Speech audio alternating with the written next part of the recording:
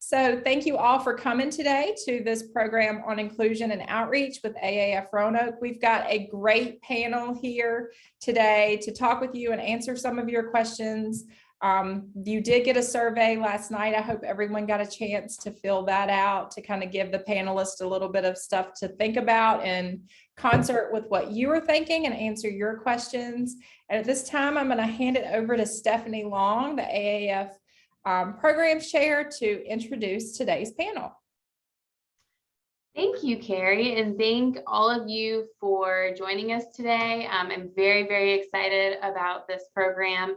I spoke with Kat a couple weeks ago, and she hit the nail on the head, knew exactly what we were trying to accomplish with making sure that we were being inclusive and diverse in our marketing outreach efforts. And so I want to welcome Kat Pascal, as well as Dr. Kasey Richardson and Dubonsayer. And I'm going to let them kind of introduce themselves and tell you a little bit about who they are and what they do before they go ahead and get started. So Kat, if you want to take it away, the floor is yours.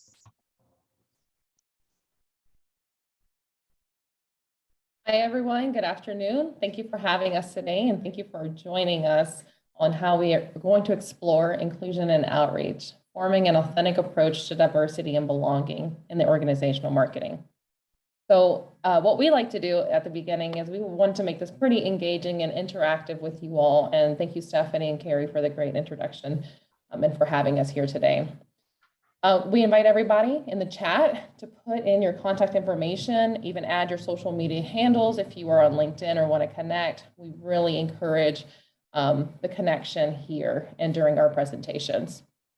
By the end of the presentation, you'll be able to understand the importance of belonging and recognizing inequalities. But furthermore, you'll be able to identify the ways that the organizations or your organization can thrive through inclusive marketing. My name is Kat Pascal, and I'm the founder of Latinas Network, a regional nonprofit for Latina professionals. We focus on business development, professional development, advocacy or representation for the Latina woman. I serve on several nonprofits around the area, including Local Colors, Casa Latina, many others that you might find here.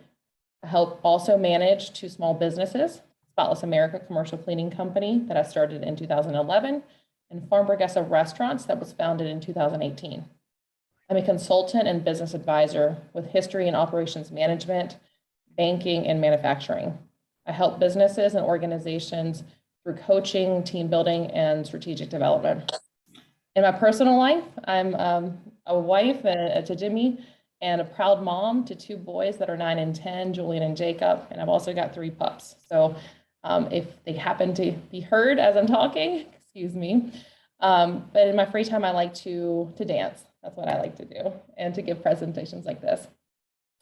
I'm going to turn it over to my colleague, Dr. Kasey Richardson.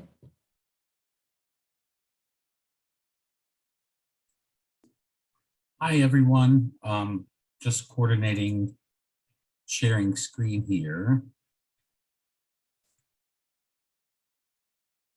Now everyone should be able to see our screen. Great. Well, my name is Kasey Richardson. I'm the founder and lead consultant at Residence Research and Advocacy.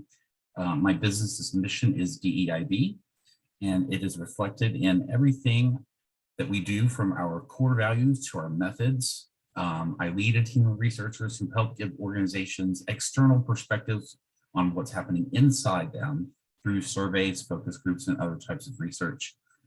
Our consultants help leaders make data-driven decisions. I earned my PhD from Virginia Tech in late 2020, and I'm fluent in Spanish and somewhat in Italian. For fun, I like to play video games, lift weights, and travel. And I wanted to also talk just a little bit about what you all said a marketer is to you. I'm actually the one that created the survey that we sent out at the last minute, and I'm grateful that we got so many responses. I appreciate that. Marketers to you all are people who sell something intangible or tangible, whether directly or indirectly, through advertising. You're a promoter, you're a message deliverer, you're a creative professional, you're a community educator, you're a person who comes up with ideas, a publicist, someone who works with metrics. So we have a very broad group of skill sets represented here. And I'm happy to see that as far as my contribution to the research side of this was concerned. Now I'm going to hand the baton off to Karen, my colleague and co-presenter, and she can introduce herself.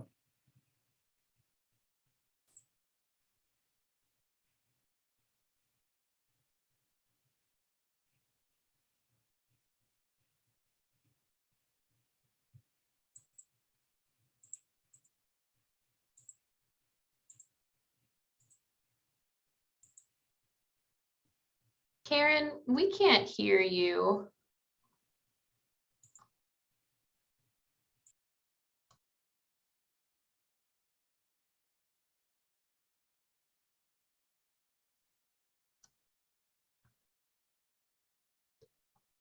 Stephanie, do you see Karen on the call? I see Karen, and she looks like she's unmuted, but I can't hear. Can you hear me now? I can. Okay, I had the headphones plugged in and maybe the mic isn't working. I'm sorry about that. Okay. Okay, so my name is Karen Dubonsayer, and I'm the Senior Consultant at Resonance Research and Advocacy. I am a first-generation immigrant from El Salvador. I have worked as a special educator for a really long time. And I work particularly with kids that have autism. However, I'm also an advocate. I provide translation services for them. And I live in Maryland. I grew up in Baltimore. I did receive my master's degree in leadership and teaching from Notre Dame University and my bachelor's degree from Roanoke College. So it's a very special place in my heart for where you guys are. And I like to cook and camp in my leisure time. Thank you. Kasey, do you want to keep it going? Awesome. I will share that Dr. Kasey Richardson and Karen and I work together on similar projects individually, but as a group for organizations like AAF to create awareness, share best practices, and hopefully gain some paid additional work or contacts for our agencies. So we're here as advocates for paid DEIB, and B is for belonging. This type of work is often expected to be for free or pro bono, but we are consulting professionals and we're highly qualified in this area through much education and in many lived experiences. So now I'll pass it on to Kasey so he can talk about the data that he received or we received. Yeah, so going back to the survey that you all filled out, some of you had the opportunity to fill out. It's not too late, of course. We're always looking for more. So if you want to fill it out after the fact, provide us with your email address, stay in touch regarding DEIB issues, tips, upcoming workshops that might be offered or opportunities to engage. Please go ahead and fill out that form. Some responses that we got as far as what it means to belong, being at ease with people around you, to know that you're accepted by a group no matter what your differences are. Feeling welcomed, to feel like you're a part of something such as family, friends, and community. I might even say family there, right? The friends that become your family as you become an adult. Being in a group where your opinion matters no matter how crazy it may be. To be a member of a group, I keep hearing that word group there. To find your people and be accepted for your authentic self. So that's really a lot of great material to work with as we advance along to this DEI portion of DEIB. So we know what it means to belong. We have a sense of belonging because we all kind of seek that out. But what does diversity have to do with belonging? What does equity have to do with belonging? What does inclusion have to do with belonging? And that's what we're hopefully going to address for you today. And I'm kind of the data person, so I'm going to keep talking data here. It's really important to realize that the makeup of the United States is changing drastically, okay? So new census data from 2020 reflect the contours of a changing society. These data show that in the past decade, the white population has declined for the first time in our country's history, and the people who identify as multiracial, Hispanic, Asian, they're driving much of the population growth, and not only driving population growth, but they are driving business growth. I've seen figures that blew my mind about the number of Hispanic families, particularly Hispanic women, who are engaging in business practice for the first time. They're opening new establishments. They're the sales numbers are just rocketing to the top. It's really incredible. Down below, a 2021 Gallup poll highlights that LGBTQ plus my community identity has risen from 3.5 in 2012 to 5.6 in 2020, and includes 1 in 6 among Generation Z.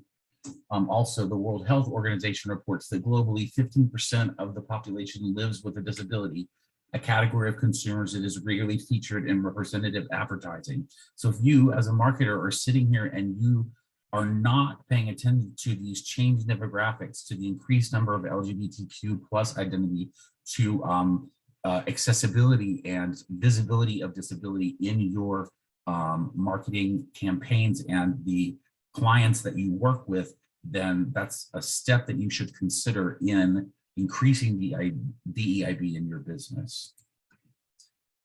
What do we mean by DEIB? Diversity is celebrating individual differences and the strengths found among them. Yes, it's okay to acknowledge that we are different for a variety of reasons. There is strength found in differences. Equity is recognizing that systemic privileges and barriers exist and that we need to break them down. So not everybody is starting from the same pool of resources. Not everybody is starting from the same point in life, and we've got to uplift people in order to give them the same chances at success, the same opportunities that others might experience. Inclusion is creating a space for everyone at the table and accommodating all special needs. Now this, when I say creating a space, that means, hey, I've got a space at this table. I've got, I'm serving on this board, or, I'm a member of this committee and I know that such and such needs to be represented. Let's bring on 2 or 3 members of that community so that the committee is balanced, or so that the board perspectives are balanced. Lastly, belonging, feeling fully part of the community because of intentional DEI efforts. And so I saw some of that reflected in the responses that were given in the pre-event survey. And I feel like this group is definitely on a great track. And I think Kat and Karen are going to talk a little bit about that now. All right, I think I fixed my mic. Can you guys hear me? Okay. All right.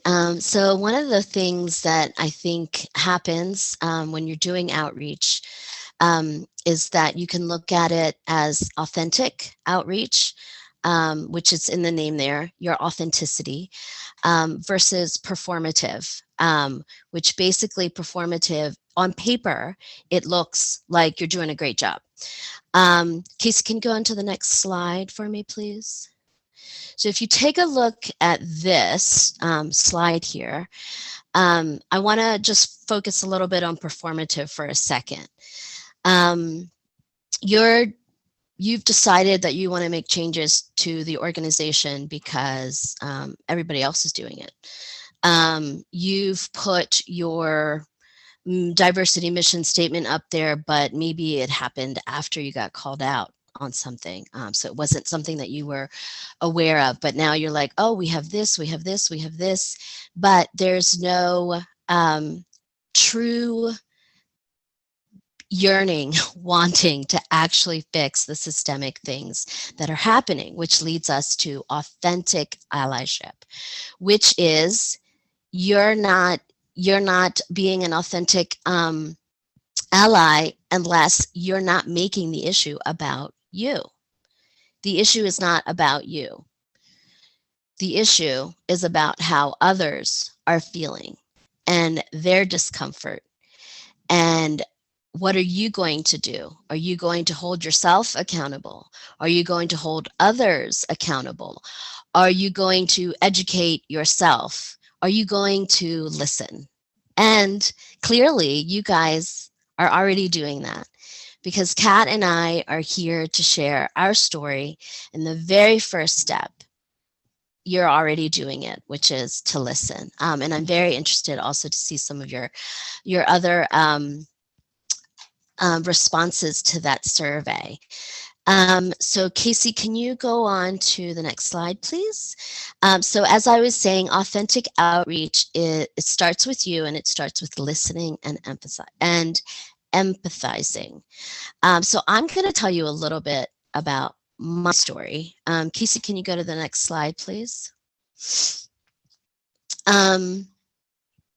So these two pictures here, the one on the left is actually me and my cousins in El Salvador, and it was my birthday and my cousin's birthday, and that is a picture of us with a piñata.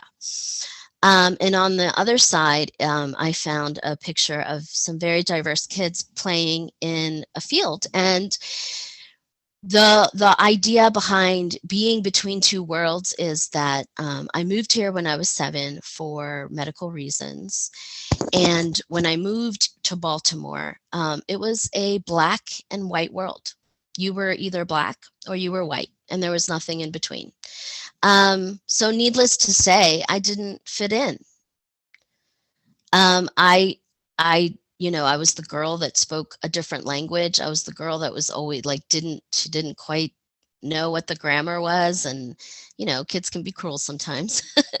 But anyway, so I didn't quite fit in for a while. So then I thought, all right, well, that's okay. Like I'll do what I can. But then when I went to El Salvador, I also didn't fit in there with my own family, because I was like the gringa that came, that moved away, and she doesn't know the way that we do things down here, and she speaks kind of funny. So I was like, well, well, that's strange. I don't fit there. I don't fit here.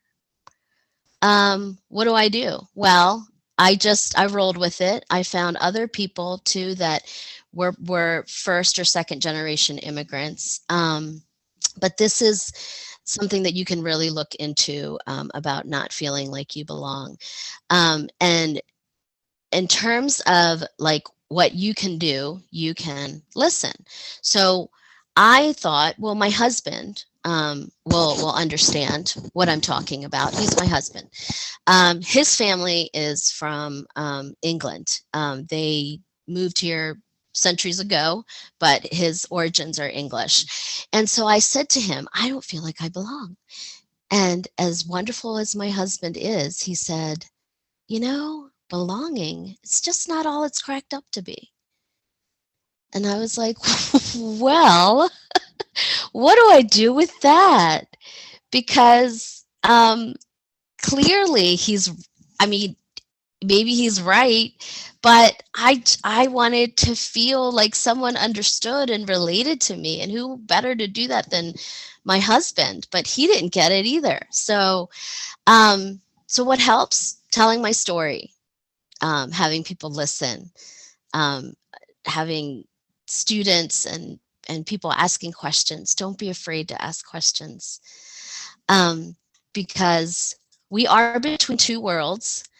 Not here or there, but together we can feel a sense of belonging in our fight for justice. Kasey, can you go to the next slide for me? Kat is going to share her story with us, but before she does, I wanted to bring your attention to this beautiful painting by Frida Kahlo. And this she painted when she moved to New York with Diego. And she also felt like she didn't belong. And if you notice, there's her dress. It's called My Dress Hangs Here. And the rest of it is in the United States. And she felt like she was between those two worlds. And she was trying to also find her way of fitting in. So this is not a new feeling by any sense of the word. But I want to thank you so much for listening. And Kat, take it away. All right. Well, thank you for sharing with us, Karen. So I was born right here, born and raised right here in Roanoke. Both of my parents are from Bogota, Colombia, that's in South America. That makes me second generation by some definitions. My home was always a Colombian home, and I spoke Spanish at home. I ate traditional Colombian-inspired foods. At school, I was very often the new girl or the new girl who spoke Spanish. And we moved around a lot, and it was more than probable that it was because of our socioeconomic status. Went to about 8 different schools, from Roanoke City to Roanoke County to Bedford County. So I was a lot of the time I was just this girl that looked different or the new girl, and she just happened to speak Spanish. Sometimes I would get nicknames like the Mexican girl or Pocahontas, just based on perspective and the way that I look. When I visit Colombia, there I'm la Americana. I'm from the Estados Unidos. I'm just the one who speaks Spanish with no Colombian accent and has American culture. When I was 14, I started working so that I could help my family, because I just shared about our socioeconomic status. And all throughout even my work careers or young working life, that trend continued to follow me, of the girl who just spoke Spanish or the Hispanic girl. I remember the first time that I noticed that I was different skin tone as a young girl of classmates, in my classmates or coworkers. I realized at the time that my family was different because we had to travel to get fingerprinted to become citizens, or they did. And I remember the first aggression that when I was about 10 years old, when a classmate's mom told my mother that she needed to speak English or learn to speak English because we were in America. So I also feel, I have also felt the tokenization or tokenizing behaviors when I am often the only representation of a Latina on a board, in work, or in school. So there's an underlying complexity to my identity. And it's in part because I've grown up here, but I've also grown up in 2 worlds, because I've lived Colombian culture in my home life, and outside I've lived my American culture. So being authentic isn't necessarily reactive work. It's not saying I support the Latinx community and you change your logo on social media to celebrate Cinco de Mayo. It's proactive work. It's learning why Cinco de Mayo is celebrated and why it's referenced or even used in entertainment or in restaurants, but it's becoming an increasingly global celebration. Being proactive is learning why, and then changing your logo to social media to support the Latinx community. For me, it's imperative that when we share stories or best practices or presentations, that the audience or you all are leaving with valuable takeaways and actionable insights. I get asked to do this work a lot, to give a presentation, to share my story, often free or pro bono. But what comes from sharing these experiences? You get new perspective, you get ideas, and you get to market better to your audiences.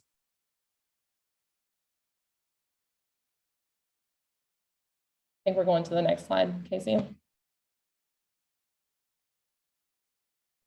Before then, I think I will interject and say, well, why doesn't Kasey have a story? And I think that our purpose today was to just focus on Kat and Karen's story as first generation, second generation immigrants to the United States, and the intersection of business and race. But I can tell you, I do have stories. The problem is I pass as straight. People think that I'm straight in person when they see me. I pass as white clearly because I have whiter skin. That's how I identify as well. I have stories of getting spit on, called terrible names or whatnot, but that's not what we're focusing on right now. And a lot of times when we do this DEIB work, people will come back at you and they'll say, well, what about, you know, we're talking about the Latina experience and outreach in Latina communities and whatnot currently. And people say, well, what about, and it's like, you know what, okay. But right now we're going to focus on that. And so that's what we're going to move on to right now. Representation, Kat, take it away. Yeah, so true diversity and inclusion, it means empowering your audiences by respecting, embracing, and even celebrating what makes them different. Kind of the stories that we just shared. You are already empowering us by listening and embracing us. So businesses need to stay alert to bias and work diligently to prevent any type of unfair practices. And there has to be transparent or clear communication for those who face discrimination. And so while the demographic is more diverse than ever, it's no secret that some organizations are lacking DEI. Many companies are just now realizing that increasing diversity and inclusion within the companies is not just really good for the society, it's good for your business. So as companies are becoming more intentional about ramping up diversity and inclusion efforts, it's important that they show solidarity and support those underrepresented groups. There are some companies, and I have a list that I can put into the chat or share a little bit later, but there are companies that are pushing the envelope with their diversity initiatives. And so those companies are actively paving the way for others. So you should consider finding inspiration of the companies that you enjoy and finding inspiration in their approaches and apply those to your company, whether that's internally or externally. But most importantly, doing it sooner than later. And it's not just enough for the inclusiveness or diversity. So a recent study showed, and I don't have the graphic up, but it's about 57% of consumers are more loyal to brands that are committed to addressing DEI in their actions. But not just appealing to them, you have to demonstrate by promoting equitable outcomes in all spheres of the influence. What does that mean? It means hiring, your retention, using diverse suppliers. It can mean showcasing people of differing abilities and disabilities. So we have to learn, grow, and do better.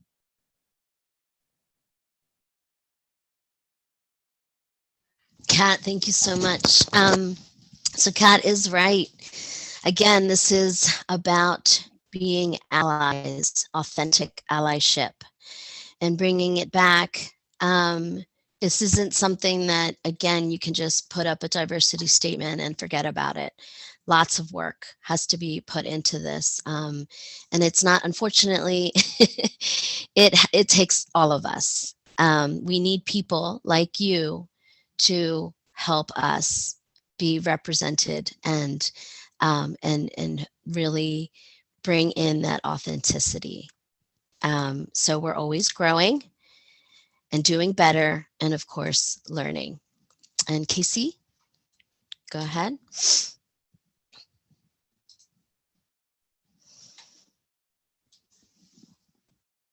There we go. So what can I do? Step one is recognize. That's what you're here doing today, right? Number two, engage in the work somehow. Attend webinars. There are thousands and thousands of webinars on how to increase your awareness of diversity, equity, and inclusion personally as well as professionally. So you have to do the work. If you're a reader, read books about it. If you're a newspaper reader, read newspaper articles about it. It's all over the place. Work to change your unconscious bias. And when we say unconscious bias, it's very hard to identify your unconscious bias at first. Let me give you an example. My father, in the South, we say bless his heart, and it's insulting, but I'm going to say it now. My father, I've been working with him for many years on opening his mind and getting him to be a more inclusive individual. And yet he'll still say things like, oh, I had a great interaction with a doctor the other day, a Black doctor, and creates this binary between what a doctor should be, which is probably white, probably male, and oh, this doctor was Black. Why is it necessary to make a distinction like that unless the doctor's race was for some reason called into question or a part of that story? So that is one way in which we can begin to recognize these unconscious biases and work toward change. And you know what? You're gonna mess up. I mess up all the time. I feel like crap It makes me uncomfortable. That's okay. It's growth. Growth is going to make us uncomfortable. Ask yourself some of these questions. We might come back to it, depending if we have time, we might come back and ask some of these in the chat if the Q&A is not very active. Have you ever felt uncomfortable in any situation? Was there someone who reached out to you to ease your discomfort in that situation? And how did you feel in the group after that one person reached out to you? So take that personal story, if you were able to come up with those answers, and apply it to the workplace. Have you felt uncomfortable in the workplace? Perhaps you were discriminated against because you were a woman, or because you were an underrepresented group, a historically minoritized group. And then in the workplace, what barriers, what systems, what mechanisms are causing those problems to trickle down into the personal relationships that you have? That's something that you can do as part of doing the work, and calling those things out when you see them is a huge step, and it's going to make other people uncomfortable. So you have to be okay with making other people uncomfortable, even with your marketing campaigns, when you're trying to sell an ad campaign, for example, with a client or whatnot. Be prepared to push back. Otherwise, you're not necessarily being authentic in your DEIB practices. Leave those questions there for just a second for everyone to chew over. I used to be a teacher and they say pause for 7 seconds. 7. There we go. So what else can I do? If you are in an organization, find out if your organization can host equity and diversity trainings that involve in-reach. In-reach is kind of what we're doing right now. We're not just giving you a template and saying, all right, you know, here's a package solution, apply it and you're good to go. First, you have to examine yourself. You have to look inside. You have to do in-reach before you can do outreach. That's what we like to say in this company. You can host paid internal speaker series, from how to be an ally to celebrating Black leaders. Various months, for example, February was Black History Month. That would have been a great time. Women's History Month in March. You can host documentary watch party series and discussions. Those are typically free of charge. Employees can be compensated each year to volunteer in the community or support groups or social causes they're passionate about, such as Local Colors, which is a festival and a year-long nonprofit here in Roanoke that promotes diversity and inclusion. Just a suggestion. All kinds of things that you can do. Karen's going to take it from here. Thank you. Okay, so again, I know we've kind of hit this a lot, but right, it's not enough to just have a diversity day and say, all right, we did it, good job, everybody go back to how it was. So some of the other things that you can do is put in mentoring programs that sponsor those underrepresented groups and foster that inclusive workforce. Boost representation, and I don't just mean at the lower level, everywhere, high level, and all kinds of, all kinds of just the rainbow, the whole thing. It's really, really important. I mean, you can say, we have a pretty diverse school, we have a lot of underrepresented groups in our staff. Well, they're all assistants. Where are the teachers? Where are the coordinators, the administrators? Do they look diverse as well? So you want to also, for you guys, how it applies to you is during advertisement campaigns. People want to look at an advertisement that speaks to them. That's me. That's what I look like. How many of you guys saw Encanto? Did you see the meme where the little boy was just thrilled that that he looked exactly like one of the characters in the movie? He was he was just overjoyed. So you want to make sure that you're including everyone.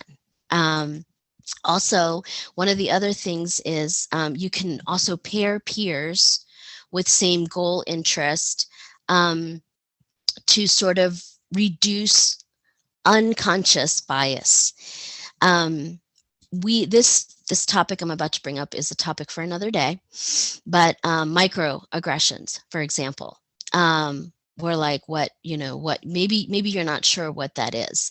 And that's a story for another day, but I can tell you that microaggressions, I could say the same thing to Kasey, who's my long-term friend and I have a relationship with, and he would be fine with whatever I say to him, versus I have no relationship with someone else and I may be putting off some kind of vibe and I say the exact same thing. It could be taken completely differently. So if you put people together that are from different walks of life, they get to know each other better. They get to understand each other from a different perspective. Those are the kinds of systemic changes that we're talking about. So the next step, I think we should go to the next slide, Kasey. Okay, so some of the steps, you guys, like I said, you guys are already on target for them. Educating yourself, resisting assuming what others need. So it's very easy to think, well, I went to this diversity conference and now I know what they need. This is what Kat and I need. We told you what we need. We told you our story, but that's not everybody's story.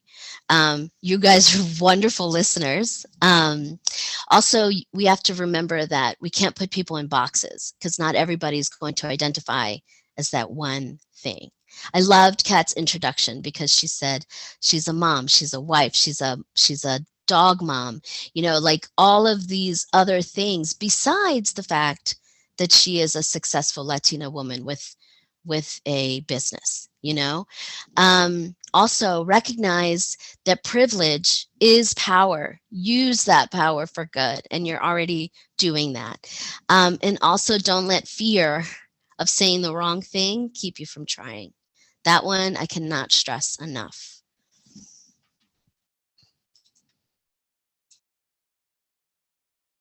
Take it away, Kat. All right, so as we conclude and we talk about this very broad topic in just a small amount of time, we want to ask you, who do you think, who comes to mind on who is doing DEI or DEIB work the right way and why? So this is our time to kind of connect and talk with one another with this question. Who do you think is doing the work the right way and why? And you can unmute yourselves.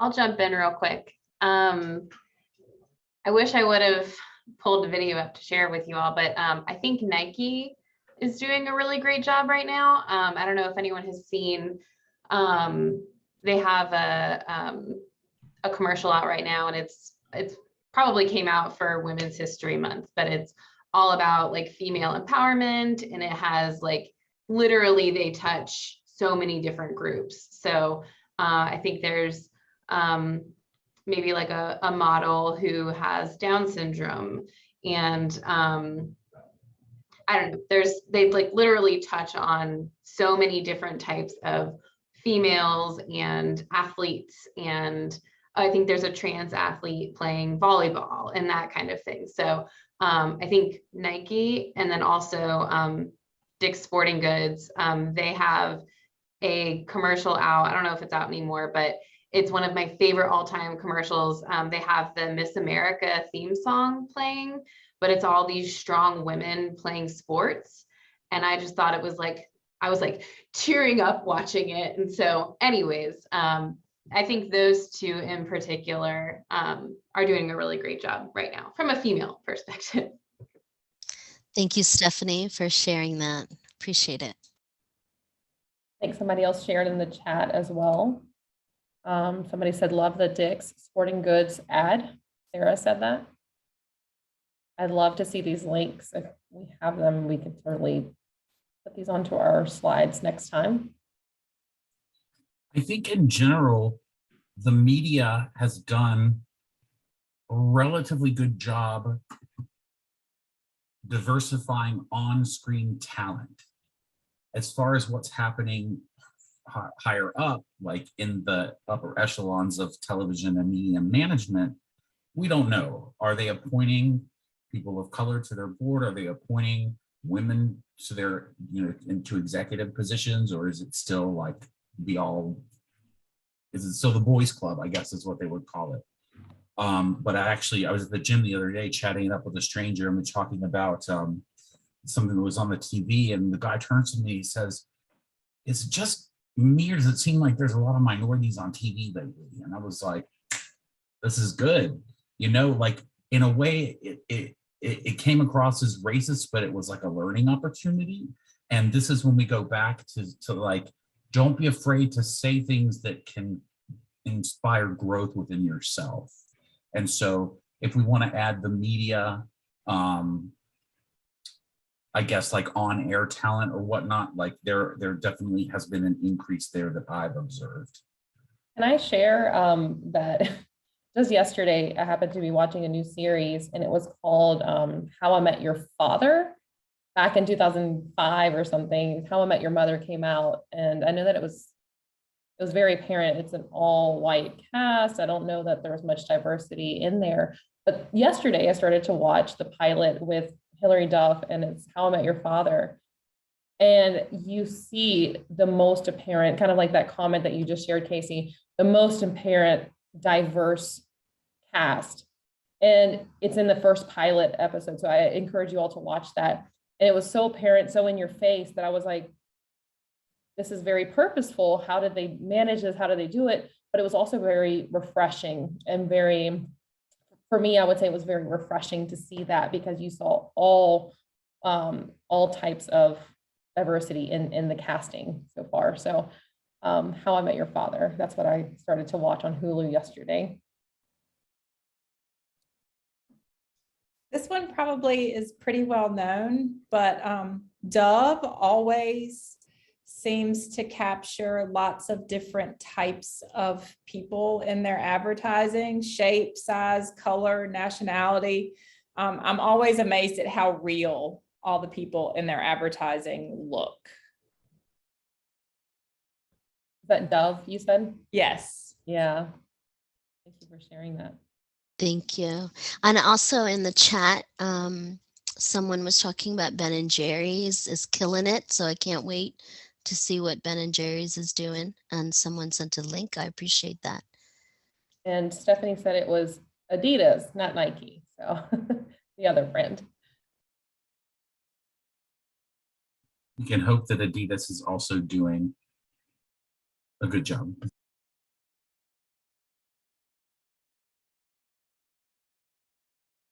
Can I ask a question? I was going to say, shall we move on to the Q&A phase? Yep.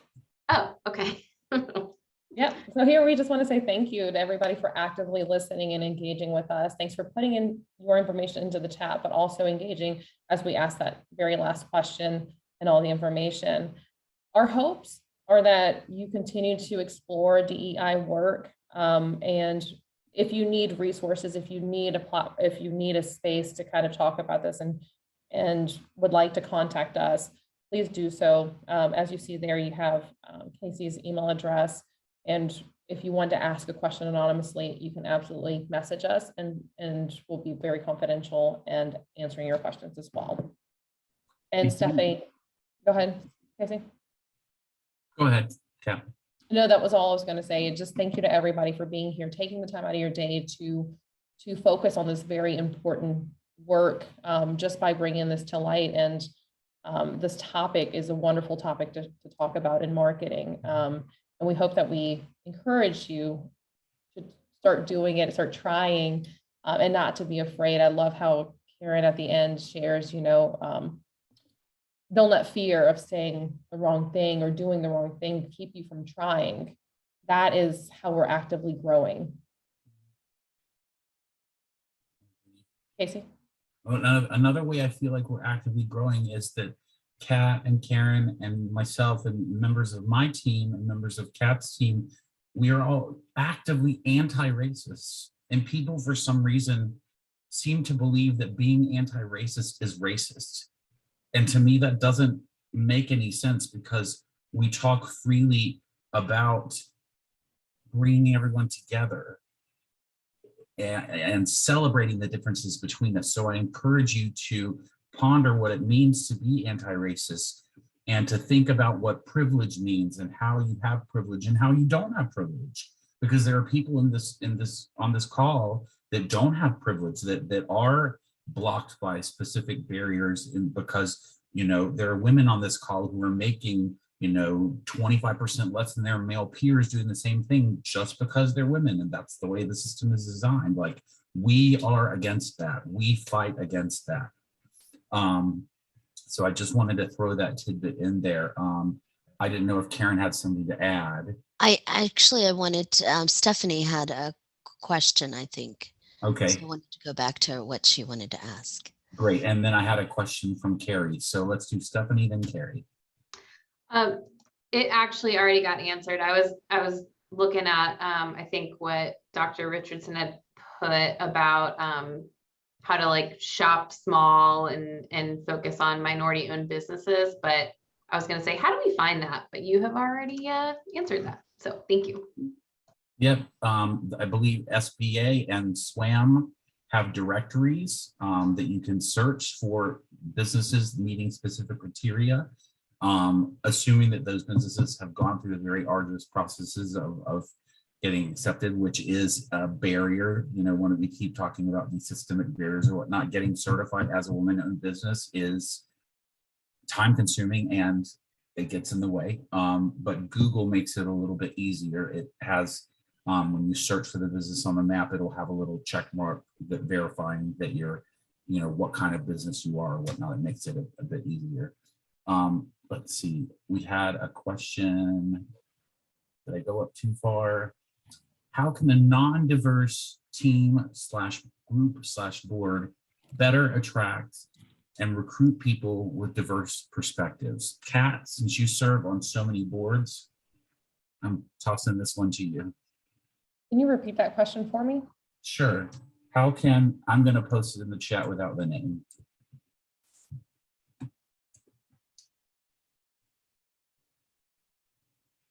Yeah, I love this question so much because there are a lot of resources. If you're in the Roanoke area, there's a lot of nonprofit organizations that are already focused on diverse perspectives. And I'm going to mention some, not necessarily sponsoring or I want to share this because these are local resources that I've worked with and I love the work that they're doing too.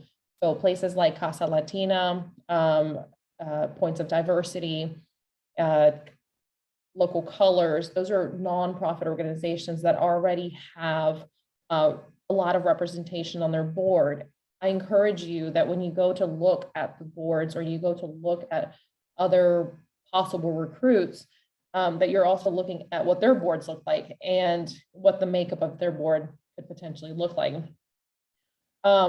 There are groups like the one that I have, but we started about a year and a half ago, Latinas Network, that now has over 300 members in it, anywhere from Latino professional women to entrepreneurs to business owners to bankers, lawyers, even allies and supporters are in there. So I encourage you to look at those groups and start to identify who it is that you want on your board and why you want them on the board, right? That's probably what we shared throughout our presentation is to figure out to reach in within your organization or within yourself to figure out why you want that diverse perspective and how that diverse perspective is going to benefit your audience or your board.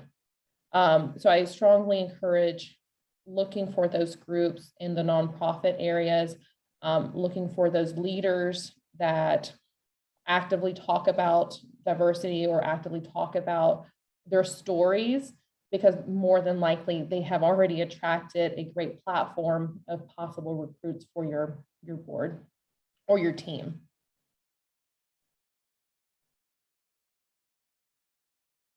I hope that answers the question. And if we need further resources, please let us know and I can provide more. I feel like I can add something there also. We'll touch base with Karen. It looks like she's seriously typing something. Um, with so recruiting people with diverse perspectives, I think that's a different question than recruiting people who identify as members of diverse groups. So are you actually looking to recruit underrepresented groups? Are you looking to recruit racial minorities? Are you looking to recruit LGBTQ plus individuals for your boards, or just people with diverse perspectives? Because people with diverse perspectives, typically those diverse perspectives come from having lived the experience like Kat and Karen have described previously. And so I would encourage you, for example, if you're considering John Smith for a board position and you're considering Kat Pascal for a board position, and they both have identical qualifications, I don't want to say choose Kat because she's the minority and then you're tokenizing her because she's the minority, but consider that Kat may have not had as many opportunities to serve on boards because the system that we currently live in tends to favor certain groups over others. It tends to favor men. It tends to favor white men in particular. So keep all of that in consideration when you're building these boards and you're appointing people. And it also helps to not appoint just one person, right? So you have like a board of 10 and you appoint one minority to the board, that person is probably going to feel pretty tokenized. They're going to feel like I'm just here because I'm the minority voice or whatnot. You want to make sure that the diversity represented is robust. And again, I can't stress enough authenticity. This is where it comes in. You can choose John, but you already have 9 other Johns on the board. So what perspective do you want? Any other questions? That was a really great question and definitely not an easy one. This is not easy work. So we're very, very excited that you are here and engaged.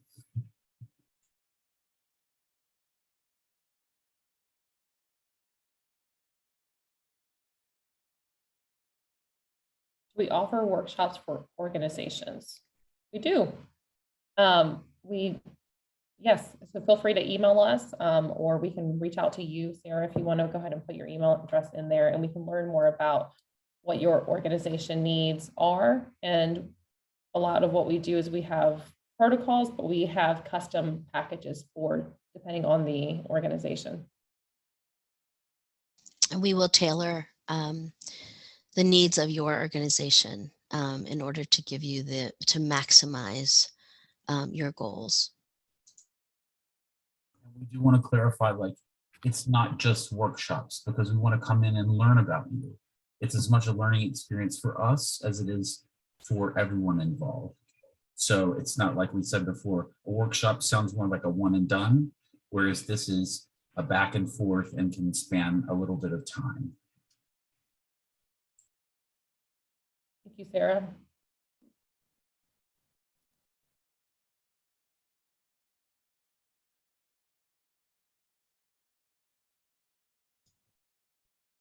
Awesome. It sounds like we've got all the questions wrapped up unless somebody wants to get one more in really quickly. We're coming up on about an hour. I'd like to thank our panelists for a great presentation and really kind of helping us walk through some things that I think are probably on the tops of all of our minds. So thank you all for joining us today, and we'll give you kind of the virtual round of applause that's very hard to hear on Zoom. And Stephanie, do you have any last words you want to wrap us up with?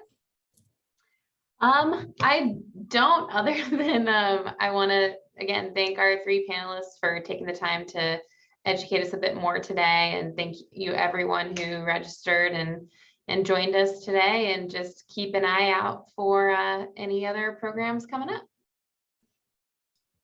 Thank you, everybody. Have a great Tuesday. Thank you. Thank you. Bye.